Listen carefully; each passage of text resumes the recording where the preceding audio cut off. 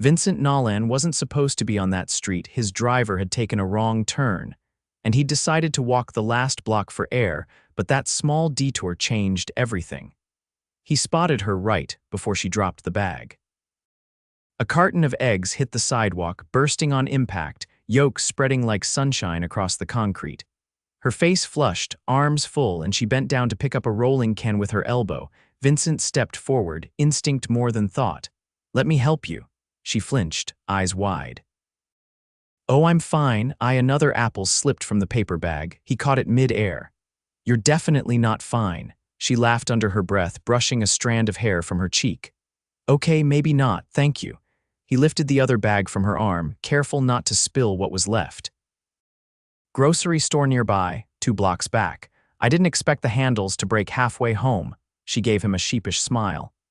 "I'm usually better at this." He glanced at her.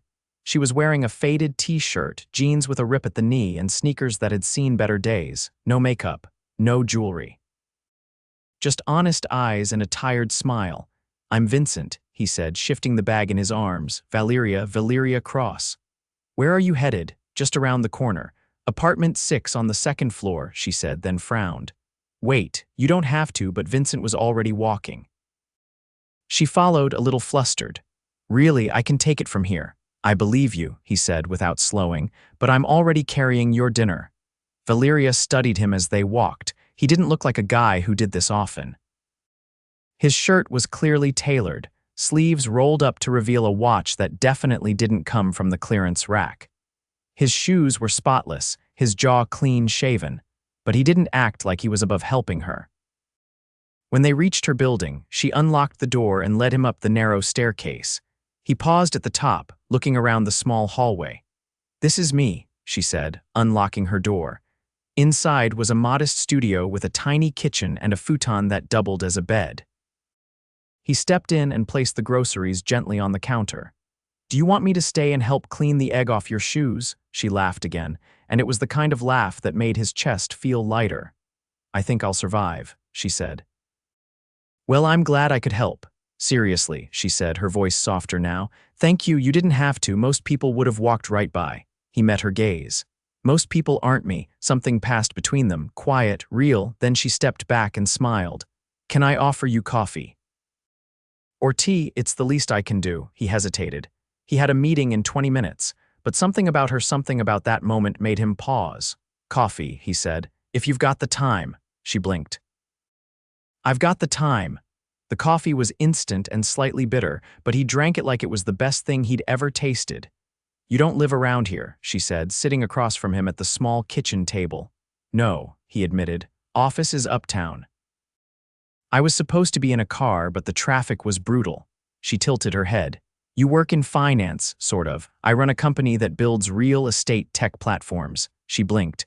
"Oh, that sounds complicated." "It is, but I like it." "You must be good at it," he shrugged. "I've done okay," she smiled. "Well, thanks for rescuing me, Mr. Tech Platform," he smiled back. "You're welcome, grocery girl." She rolled her eyes. "Please don't start calling me that. It's already saved in my head." Valeria stood and walked to the counter. "If you're ever in the area again and need bitter coffee, you know where to find me." Vincent stood too, reaching for his suit jacket. "I might take you up on that." He turned to go, then paused. "That thank you," he said, glancing back at her. "You meant it." She looked confused. "Of course I did. Most people say it out of habit. Yours felt different." Valeria watched him for a second. "Maybe because no one's helped in a while." Vincent nodded slowly, then disappeared down the stairs. He told himself it was nothing. Just a kind woman, a chance meeting, a bit of help. But that night, he couldn't stop thinking about her. About the way she looked at him like she saw him, not his title, not his money, but him. Over the next week, he walked that same street twice. On the third try, he saw her again. She was outside the building, struggling with a giant box labeled "Books Heavy." He stepped in without a word, lifting it from her arms. She gasped. "Vincent? I told you I'd take you up on that coffee." She looked stunned. "You came back." "I said I might." She smiled, wide and real. "I didn't think you meant it." "I did," he said, holding her gaze. "And I'm not leaving this time without a better cup of coffee." He started dropping by once a week, then twice. Sometimes he brought takeout. Sometimes he brought pastries from that overpriced bakery near his penthouse. He never talked about money, she never asked, but she started opening up, about her job at the bookstore, about how she dropped out of college to take care of her younger sister years ago, about how she was trying to start over now. Slowly, he listened. He didn't interrupt.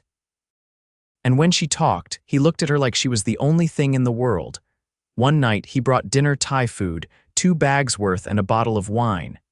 "You didn't have to," she said, surprised. "I wanted to," he said, setting it out on her tiny counter. She watched him move, confused but warm.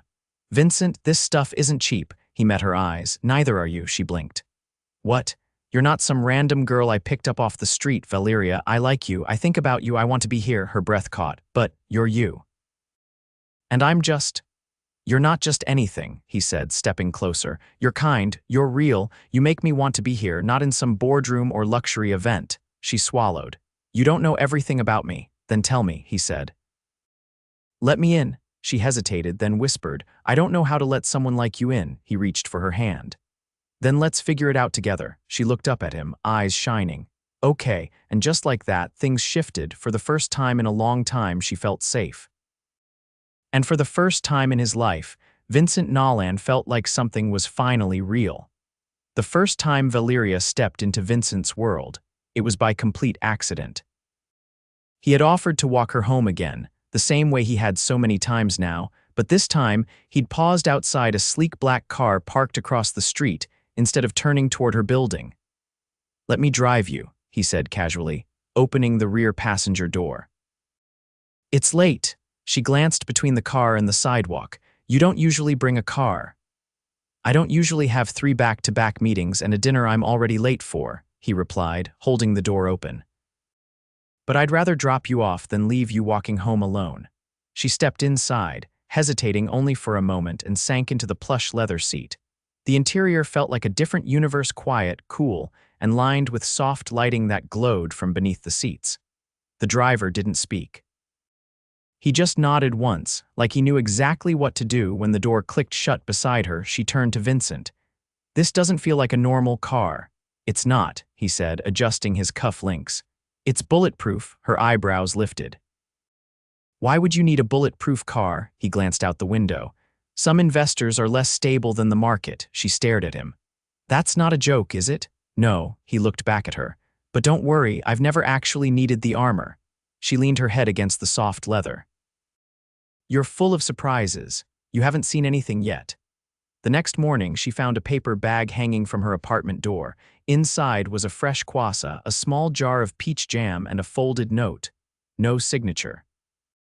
Just a simple line handwritten in bold strokes. "Don't skip breakfast." She rolled her eyes, but she didn't stop herself from smiling either. That weekend, he invited her to a gallery opening. "It's boring, trust me," he said over the phone. "But I need to show my face for 20 minutes, and they're serving champagne. Come with me, you'll hate it." She hesitated. "Vincent, I don't have anything to wear to a gallery opening. I already handled that." "What? Check your front door." She opened it slowly and nearly dropped the phone. Hanging from a matte black hanger was a sleeveless navy dress with a clean, modern cut. Nothing flashy, just elegant. "Tasteful? You didn't," she whispered. "I did. It's just a dress, Valeria. It probably costs more than my rent." "That's not the point." "Then what is?" "I want you there." She didn't answer. She didn't have to. That night, he picked her up in a different car, sleeker, glossier, chauffeur waiting with the door open.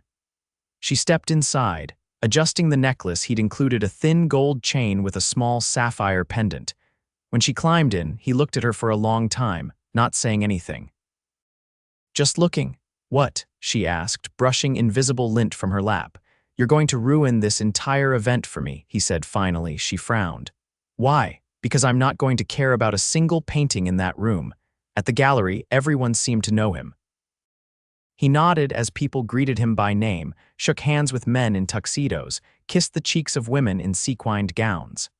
Valeria stayed close to his side, trying to ignore the stares. "Who's the girl?" A woman murmured to another just beside one of the sculptures. "She's not one of the usuals." Vincent leaned down, whispering into Valeria's ear. "They think if you're not wearing diamonds the size of acorns, you must be the help." She stiffened.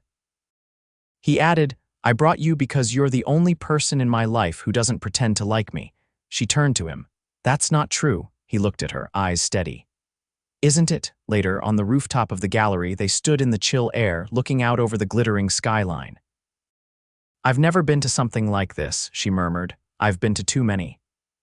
Why do you keep doing it then? He took a deep breath. Obligation, investors, appearances. It's easier to stay in the game if you're always visible. She was quiet for a moment. Then, is it lonely? His answer came slower. Sometimes. She turned to him. You could have anyone here tonight. Why me? He didn't hesitate. Because you didn't care who I was when we met. You didn't try to impress me. You didn't ask for anything. You just let me carry your groceries. She laughed under her breath. That's a low bar. It was everything. They stood side by side, the wind tugging at her hair. He reached into his coat pocket and handed her a small black envelope. She opened it, frowning. Inside was a ticket. What's this? Flight to San Francisco. This Friday, I have a meeting there and I'm staying the weekend. I thought maybe you'd come. She stared at the ticket. You're flying me somewhere. You don't have to say yes. Vincent. There's a hotel on the waterfront, private terrace. Breakfast in bed. You'd love it. But if you say no, I'll cancel the entire trip and stay here and pretend I wasn't trying to impress you. She looked up at him, her heart racing. I can't just disappear from work. I already called your manager at the bookstore. You're covered. Her jaw dropped. You did what? I told you I'm thorough. She folded the envelope slowly. You're unbelievable. I hope that's a compliment. I'll think about it. He leaned in, brushing her hair gently behind one ear. Then I'll wait. She didn't sleep much that night. By Friday, she was on the plane. The jet wasn't commercial. She realized that immediately. The seats were wide enough to lie down in, the food was served on porcelain, and the staff knew her name. She turned to Vincent as the plane leveled out. You own this plane? Yes, she blinked. Just like that, he looked at her. Would it make you feel better if I said I leased it? No, it still wouldn't be normal. I never said I was normal. The hotel was even more unreal. Floor-to-ceiling windows overlooked the bay, and the terrace had a hot tub already steaming when they arrived. He poured her a glass of wine and sat beside her on the terrace, both of them wrapped in thick robes. I feel like I'm in a dream, she said. I can pinch you if you want. She laughed softly, then she turned serious. You're showing me all of this, and I get the feeling it's not something you do with everyone. I don't. So why me? Because when I'm around you, I'm not playing a part. I'm just me. She searched his eyes. And who is that, really? He didn't look away. A man who's been alone for a long time and didn't realize how much until you made it feel different. She set her wine down slowly. That's a lot to put on a girl you found on a sidewalk, but it's the truth. She looked out at the water, then back at him. Then I guess I'm not going anywhere. He leaned in, his voice low. Good, because I have no idea what I'd do if you did. She kissed him before she could talk herself out of it, and in that moment, under the stars and above the sea, the distance between their worlds disappeared. The morning after the trip, Valeria woke to an unfamiliar silence. Not the street noise from her apartment, but the kind of silence that came with floor-to-ceiling glass, linen sheets, and a view of the Golden Gate Bridge bathed in soft light. She sat up slowly, the robe slipping from her shoulders, and let the weight of what had happened settle around her. Vincent wasn't in the room. She found him on the balcony, barefoot, wearing only a white t-shirt and dark pants, holding a mug with both hands like he'd forgotten the world existed. You're up early, she said, stepping outside. He turned, eyes unreadable. Didn't sleep much. She leaned against the railing beside him. Something wrong? I had a call from Berlin at 3. One of our partners is threatening to pull out of a deal we've been building for 6 months. It's complicated, she glanced at him. You always look so in control. I'm not, I just know when to hide it. Valeria looked out at the water. You don't have to hide it from me. He didn't answer right away. Then he said, I know. They flew back that evening, and the moment the jet touched down, something shifted. It wasn't that he changed, or she did, it was the world around them. The spell of their weekend had broken, and reality pressed in like fog against glass. Valeria returned to her apartment later that night and found a package inside her door. It wasn't wrapped, just a small box with a card resting on top. Inside was a key. The card read only, If you ever need quiet, the penthouse has it. She stared at it for a long time, unsure whether to be flattered or overwhelmed. The next few days blurred. Vincent was harder to reach, calls answered with half his attention, dinners rescheduled, texts shorter, clipped. By Friday, she knocked on his office door, having taken a cab uptown on instinct more than planning. His assistant hesitated before letting her in. Vincent looked up from behind his desk, surprised. "Valeria." I didn't want to wait for a call back. He set down the folder in his hand. "Is everything okay?" "No, and that's why I'm here." He stood, walking around the desk slowly. "Talk to me," she crossed her arms. "You handed me a key to your life and then disappeared." "I didn't disappear. You stopped showing up." He ran a hand through his hair. "It's not about you. That's not how it feels. I'm trying to keep something from falling apart. There are people involved, jobs, contracts. I didn't want to drag you into it. I'd rather be dragged in than shut out." He looked at her for a long moment. "You really mean that?" "I wouldn't be standing here if I didn't," he exhaled. "I've been going over a merger deal for the past 2 days. If it fails, we lose half our European market. If it succeeds, I spend the next year making sure it doesn't implode. So there's no good outcome, not for me." Valeria stepped closer. "Then let me give you one," he blinked. "What do you mean?" "I don't care about the company or the board or the merger. I care about you. And if you let this thing swallow you whole, there won't be anything left of the man I met in the rain with broken groceries and warm hands." He blinked once, slowly. "You remember the rain. You think I forgot the worst weather of the year." His mouth curved slightly. "That was the day I started looking for reasons to walk that block again." She stepped forward, slipping her hand into his. "Then don't lose that version of you," he nodded, pulling her in gently. "Stay." "I will, but not in silence." For the first time in days, he smiled, real and unguarded. After that, things didn't get easier, but they got clearer. Vincent made space for her. Sometimes that meant pushing meetings to later hours. Sometimes it meant working from her apartment, hunched over his laptop while she read on the couch. He didn't explain it. He just showed up, and she stayed. When he was irritable, when he was distracted, when the weight of everything pressed down on his shoulders so hard, he looked like he might break, she stayed. One night, while they were walking back from a restaurant tucked into a quiet side street, a man called out Vincent's name from across the road. He froze. Valeria turned just as the man reached them, mid-40s, sharp blazer, eyes like steel. "Didn't think I'd find you here," the man said, voice low. Vincent didn't blink. "You shouldn't be looking. I saw your name on the acquisition papers. Thought you'd have the decency to call before stepping onto my turf. This isn't the place." The man's gaze flicked to Valeria. "Who's this?" Vincent stepped in front of her slightly. "Someone who doesn't need to hear this." The man's lip curled, still hiding behind people. Valeria touched Vincent's arm. "Let's go," but he didn't move. "You lost your chance to talk to me years ago, and you're still bitter." Vincent's jaw tightened. "You walked out on everything." "I walked out on you," the man said, "because you became someone I couldn't recognize." Vincent didn't answer. The man turned to Valeria. "You're the new one, huh? Good luck." He walked off without another word. Valeria waited until the man disappeared into the dark before speaking. "Who was that?" Vincent exhaled slowly. "My brother," she blinked. "You've never mentioned him. There's a reason." He didn't say anything else until they were back at her apartment. Once inside, he sat on the edge of her futon, staring at the floor. "He was older," he said finally. "My parents favored him. I got the leftovers. He left when I was 18. Took money from our father's firm and vanished." She sat beside him, listening. "He showed up again when I started building my first company, said he wanted in. I told him no. You didn't trust him. I couldn't. Did it hurt?" He looked at her. "Worse than anything." She reached over, threading her fingers through his. "And now, I don't know." She rested her head against his shoulder. "You don't have to figure it out alone." He kissed her temple. "I don't deserve you." She looked up. "You don't get to decide that." He didn't argue. Later that week, she walked into his penthouse for the first time. He hadn't pushed. He hadn't even brought it up. But after everything, she wanted to see the world he retreated to when everything else fell apart.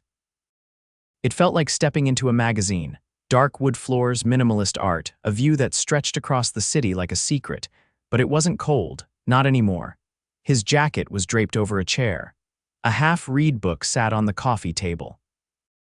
A ceramic mug she recognized from her apartment rested by the sink. "You brought your mug here?" she asked, raising an eyebrow. He stepped up behind her. "I like drinking from it. Reminds me of where I want to be." "Which is, wherever you are," she turned, eyes shining. "You've changed." "No," he said. "You just see me better than anyone ever has." She leaned into him. "Then don't look away." He kissed her, slow and certain, and in that moment, surrounded by everything money could buy, Vincent Nolan realized the only thing that had ever made him feel rich was her. Valeria stood at the edge of the rooftop garden, the city stretched beneath her like a living sea of gold. The breeze lifted her hair, cooling the warmth on her face as she watched the lights flicker across the skyline. Behind her, the soft clinking of glass and the murmur of voices drifted from the private fundraiser Vincent had invited her to, dragged her to, if she were being honest. He hadn't said much when he picked her up that evening in a deep navy suit and an expression she hadn't quite learned to read. There had been a strange stillness in him lately, not distant, but focused, as though something was taking shape behind his eyes that he wasn't ready to name. She turned when she heard his footsteps. "Thought I'd find you out here," he said, joining her near the railing. "You always like the quiet corners." "I like watching cities breathe," she replied. "They're loud, but if you look long enough, they start to feel like they're exhaling." He gave a short laugh. "Only you would describe a city like that." She tilted her head. "You brought me to a fundraiser for an education initiative in Singapore. And you're pretending I'm the poetic one, touché." She studied him for a moment, then asked, "What's going on, Vincent? You've been pacing in your head for days." He didn't dodge the question. "There's something I need to do. But I'm trying to make sure I'm ready to do it." She waited, but he didn't elaborate. Instead, he looked out at the skyline with her, his silence heavier than the wind. "Do I get a hint?" she asked. "You'll know soon enough." It wasn't the answer she wanted, but she let it go. For now. Inside, the room was awash in candlelight and sleek black tablecloths. The guests were a strange blend of tech royalty and political influencers, all sipping champagne and speaking in careful, curated tones. Vincent moved between them with ease, hand resting gently at the small of Valeria's back, always checking that she was close. When a woman with silver blonde hair and an icy smile approached, Valeria braced herself. "I was hoping I'd run into you," the woman said to Vincent, ignoring Valeria entirely. "The board would love your insight on the expansion proposal." Vincent's voice was polite but cool. "Send it to my office. I'll review it next week." The woman's eyes finally flicked to Valeria. "You must be the one who's been keeping him occupied." Valeria didn't flinch. "I guess I have that effect." Vincent cut in before the tension could stretch further. "Valeria, this is Evelyn Hart. We served on a foundation board years ago." Evelyn didn't blink. "Years ago, yes. Before you disappeared from the scene." "I didn't disappear," Vincent said. "I just stopped attending events that made me feel like a mannequin in a glass case." Evelyn's smile never wavered. "And now you've returned. Interesting timing." Valeria straightened. "Is there a problem with his timing?" Evelyn's eyes narrowed, but she said nothing else and turned away with the sharpness of a blade. Once she was gone, Vincent exhaled. "She thinks she owns a piece of everyone who's ever worked with her." Valeria touched his arm. "You really don't care what they think, do you?" "I care about what you think." "Then you're in luck. I think you handled that perfectly." They left the fundraiser early. Back at his penthouse, she stepped out of her heels and curled into the corner of the couch while he poured 2 glasses of something amber and expensive. "I grew up thinking I had to earn my place in every room," she said, watching the liquid shift in the glass. "Tonight, with all those people. I didn't feel small." He sat beside her. "You never were. I used to think I had to become someone else to fit into places like that." "You didn't," he said. "They're the ones who should adjust their expectations." She looked at him. "What made you stop caring what they thought?" "You." The word hung between them. "I stopped caring about what impressed people the moment I realized I'd rather impress you." Her voice was quiet. "You already did." He reached for something beneath the coffee table, a thin, navy velvet box. He opened it slowly and held it out. Inside was a ring, simple, stunning, a single diamond set low in a platinum band that caught the light without screaming for it. Valeria froze. Vincent's voice was steady, but his eyes weren't. This isn't a performance, and it's not about timing. It's about what I know now. She couldn't breathe. I know that before you, I never really let anyone see me, and I know that every part of my life that felt like noise went quiet the moment you spoke. He stood and stepped in front of her, holding out the box. I don't want a future where I'm chasing more. I want a future where I come home to you, where we argue about coffee brands and plant too many tomatoes on the balcony. She laughed, tears already forming. I want your mornings, your bad days, your laugh when you think something isn't funny but it makes you happy anyway. She wiped her cheek with the back of her hand. I want this life, Valeria, with you, all of it. He held her gaze. Will you marry me? She didn't hesitate. Yes. He slid the ring onto her finger and it fit like it had always belonged there. She stood, wrapped her arms around his neck and kissed him like the world had finally made sense. They stayed that way for a long time. No words, no masks, just the truth between them. The next morning, she found herself standing in her tiny apartment, looking around at the place that had held her together through years of aching hope. The futon, the chipped mug, the stack of books by the window, they'd carried her through the hardest parts of her life. And now she was finally leaving them behind with peace, not fear. Vincent arrived with coffee and a truck parked outside. He didn't say anything. He just picked up a box and waited. She glanced at him. You sure about this? I was sure the moment you said yes. They moved her in that afternoon. That night, she stood barefoot in his now-there kitchen, unboxing plates while he tried to figure out how to assemble a bookshelf without reading the instructions. He cursed under his breath as a wooden panel fell sideways. I told you to wait, she teased. I'm a fast learner, clearly. He looked over, eyes glowing. Hey, what? I love you. She paused, fingers resting on the rim of the box. I love you too. He crossed the room in 3 strides and kissed her like he'd never get tired of it. Weeks passed, and life didn't slow down. The board finalized the merger, and Vincent made headlines for a daring restructure that saved 200 jobs. Valeria found a position managing community programs at a nonprofit downtown, a place where her voice mattered and her ideas had weight. They celebrated victories with dim sum at midnight and failed recipes in the kitchen. They disagreed about closet space, laughed about it later, and learned the rhythm of each other's silences. One evening, as they sat curled up on the rooftop garden, the city humming beneath them, Vincent pulled a folded newspaper from his jacket. Page 6, he said, handing it to her. She scanned the article, an op-ed praising his company's new mentorship program for underprivileged youth, her brows lifted. You didn't tell me you launched this. I wanted to get it right first. She set the paper down. You used to chase power. I still do, he said. But now it looks like this. She leaned against him. You're becoming the man you were always meant to be. He kissed her hair. You gave me the reason. They stayed there until the sky turned violet, and as the first stars appeared, Vincent pulled her closer, his hand resting over hers. The ring on her finger caught the light. The city, loud and infinite, moved around them. But inside their little world, everything was finally quiet and whole. The first time Valeria stood behind the podium, she wasn't nervous, not exactly. But the weight of the moment pressed into her spine like a hand between her shoulder blades. She looked out over the community center's main hall, now filled with donors, neighborhood leaders, and a few high-profile names who'd agreed to support the new youth initiative she'd spent the last 4 months building. Vincent stood near the back, hands in his pockets, watching her with that still, unreadable focus that he reserved only for her. She cleared her throat and began. 4 months ago, this was an idea. A messy, ambitious, probably too bold idea. And now, because of your belief not just in numbers, but in people were opening doors for kids who didn't know they were allowed to knock. She paused, locking eyes with one of the teens sitting in the front row.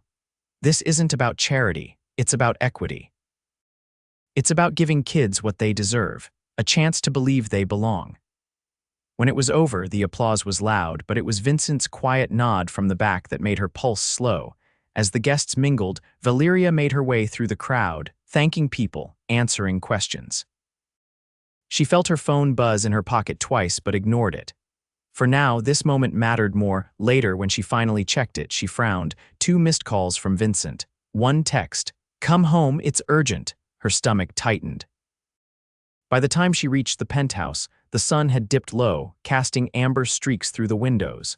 Vincent was in the living room, pacing near the fireplace, his tie undone and his jaw tense. She dropped her bag.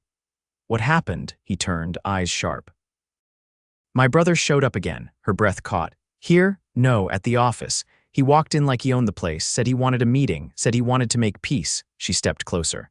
"And I told him no, I told him we were done." A long silence passed between them. "Do you believe he meant it?" she asked. Vincent sat down, elbows on his knees. "I don't know, I think he misses the version of me that used to chase his approval. But I'm not that man anymore." She sat beside him. "You don't owe him anything." "I know, but I still feel it, that old pull.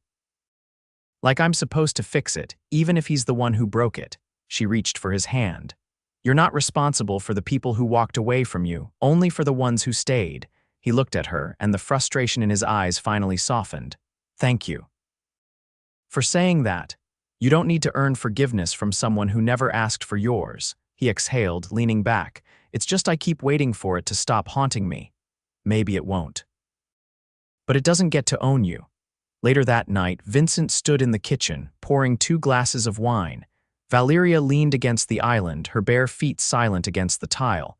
"Do you ever think about what your life would look like if you hadn't met me?" she asked. He handed her the glass. "Every day, and every time it looks like a life I wouldn't recognize," she sipped. "Sometimes I worry it's all too much, that one day I'll wake up and realize I'm not supposed to be here." "You're not supposed to be anywhere else," her voice lowered. "You're sure?" He set the glass down and walked around the island until he stood in front of her. "Valeria, I've spent most of my life in rooms that made me feel like I had to perform just to be allowed in. You're the only person who ever made me feel like I could just exist." She didn't answer.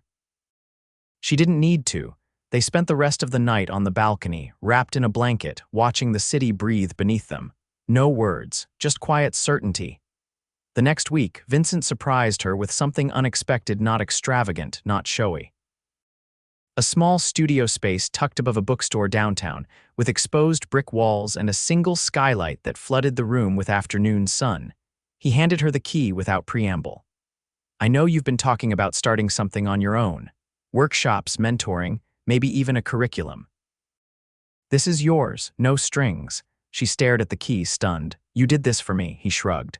"I just found the space. You're the one who will build something in it."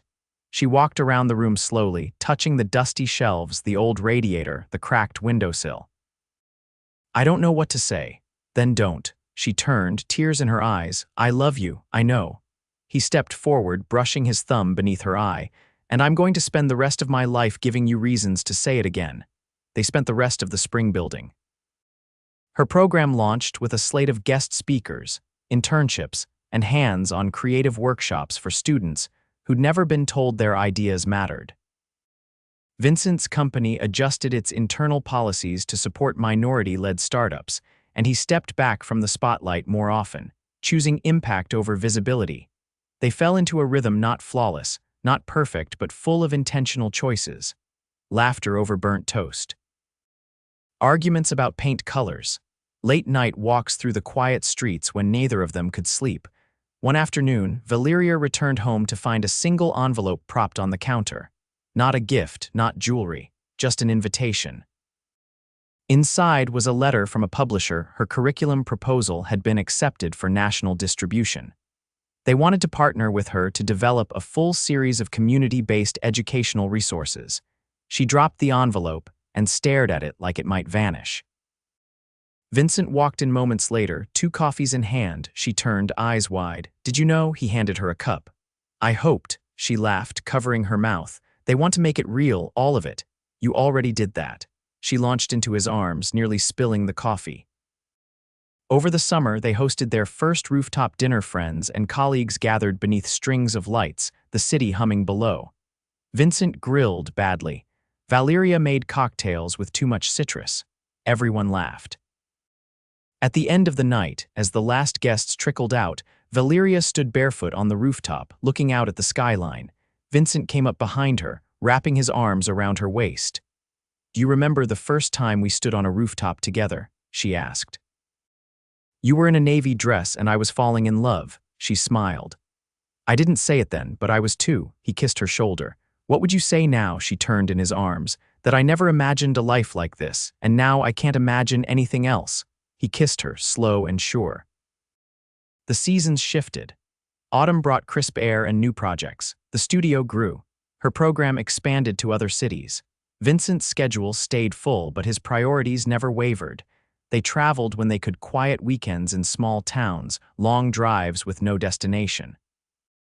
They never needed much, just time. Just each other. On a rainy Sunday afternoon, they sat curled on the couch, an old record spinning in the corner. Valeria's head rested on his chest, her fingers tracing lazy circles across his arm.